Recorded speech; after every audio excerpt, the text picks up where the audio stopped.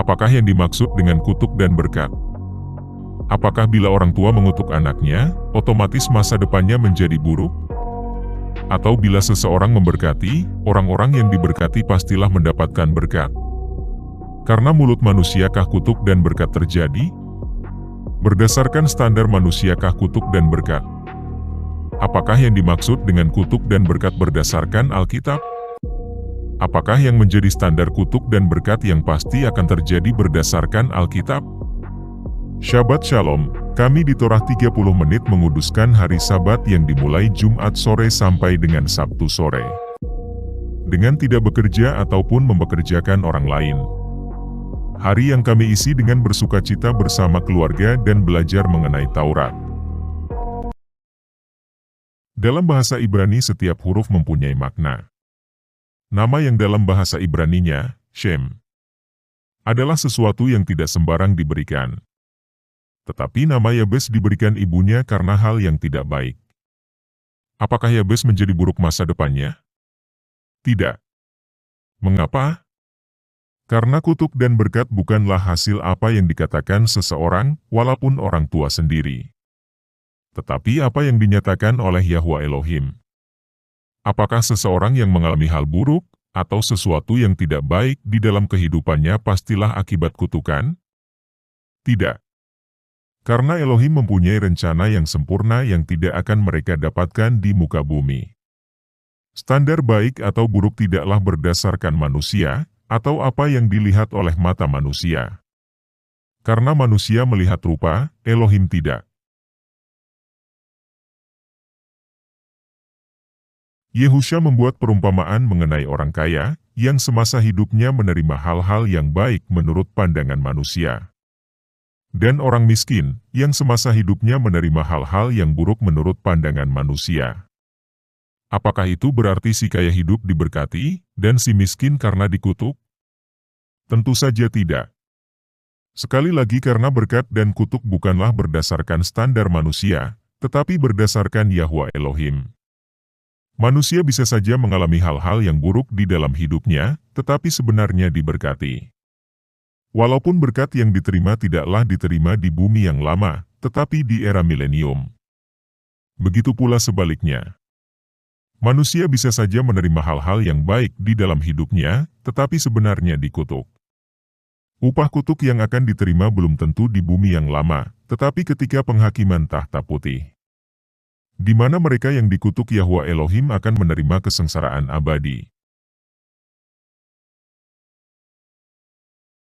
Hananya berasal dari suku Lewi yang bertugas melayani di Bait Suci.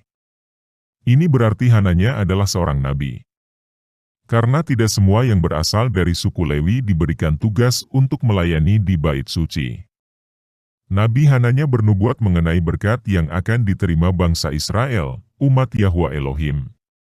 Perhatikan kalimat, beginilah firman Yahwa semesta alam, Elohim atas bangsa Israel. Nabi Hananya menyatakan bahwa dirinya mendengar suara Yahwa Elohim. Atau dengan kata lain, pesan yang disampaikan ia nyatakan berasal dari Roh Kudus. Sebenarnya hal yang disampaikan oleh Nabi Hananya adalah berkat yang akan diterima bangsa Israel. Seorang nabi, yang ia nyatakan sendiri mendengar suara Roh Kudus datang untuk memberkati. Bukankah itu sesuatu hal yang baik?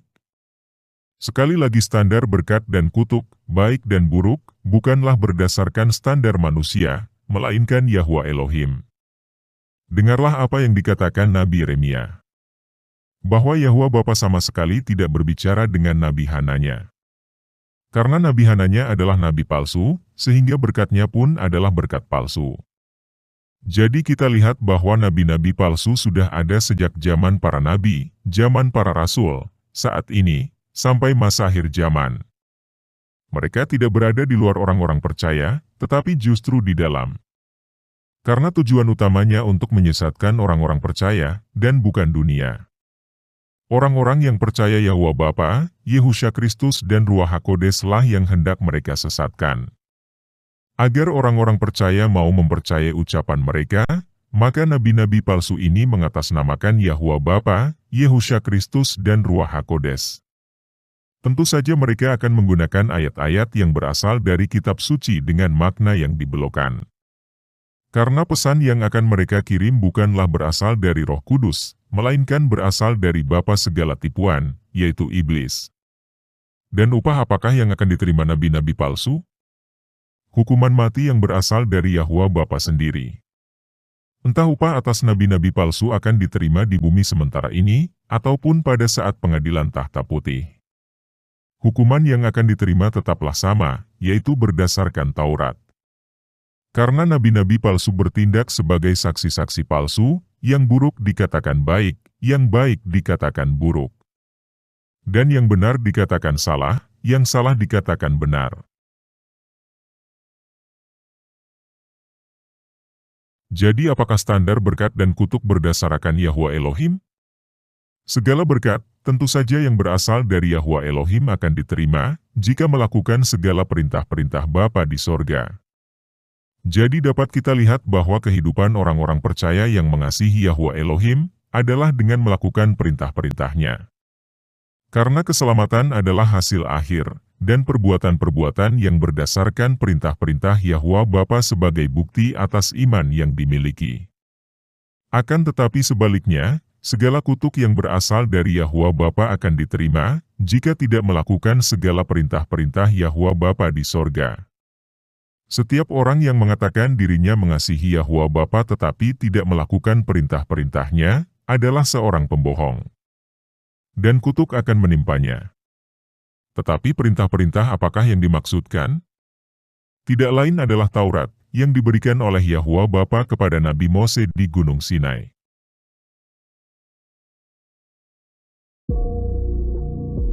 Berkat dan kutuk tidaklah berdasarkan standar manusia, melainkan pencipta alam semesta. Segala berkat bersumber dari Yahwa Elohim. Segala kutuk pun bersumber dari Yahwa Elohim. Berkat dan kutuk berasal dari Yahwa Bapa. Ia yang memberkati, ia juga yang mengutuk, berdasarkan apa yang dilakukan orang-orang percaya. Sebelum Yahwa Bapa menurunkan berkat dan kutuk, maka ia akan memanggil saksi-saksi yang memberatkan. Berkat dan kutuk yang terakhir dan terbesar, tidaklah diterima di bumi sementara ini, tetapi di keabadian. Berkat terbesar adalah tubuh kemuliaan dan hidup bersama-sama dengan Yehusha Kristus selama-lamanya. Dan kutuk terbesar adalah neraka abadi bersama-sama dengan Bapa dari segala dusta, dan semua malaikat kegelapan. Terima kasih, Yehusha Kristus memberkati.